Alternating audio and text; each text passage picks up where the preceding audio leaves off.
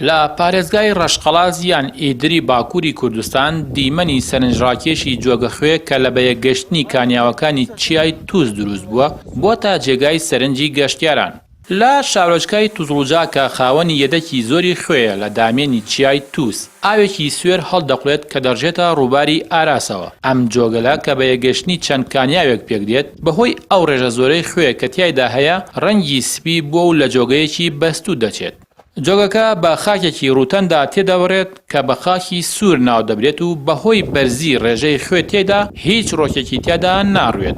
یەکێک لە دانیشتوانی ناوچەکە کە بە شێوەیەکی خۆبەخش کاری ڕێبەری بۆ گەشتیاران دەکات دەڵێت شارۆچکەی تووزڵجا بەهۆی هەڵکەوتە جوگرافیاکەیەوە لە ڕووی سامانی خوێوە ناوچەیەکی گرنگە. زۆر کەس کە دێن بۆ ئێرە دەڵێن پێشتر شوێنی لەم شێوەمان نەبینیوە.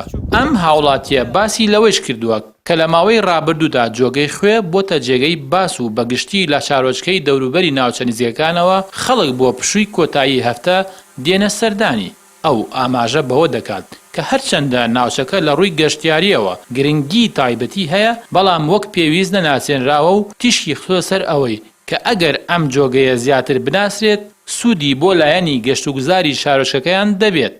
پارێزگای ڕەشقەڵاس یان ئیدر کە جۆگەی خوێی تێدا هەڵکەوتووە دەکەوێتە باکووری ڕۆژهەڵاتی تورکیاوە و یەکێکە لە پارێزگاکانی باکووری کوردستان.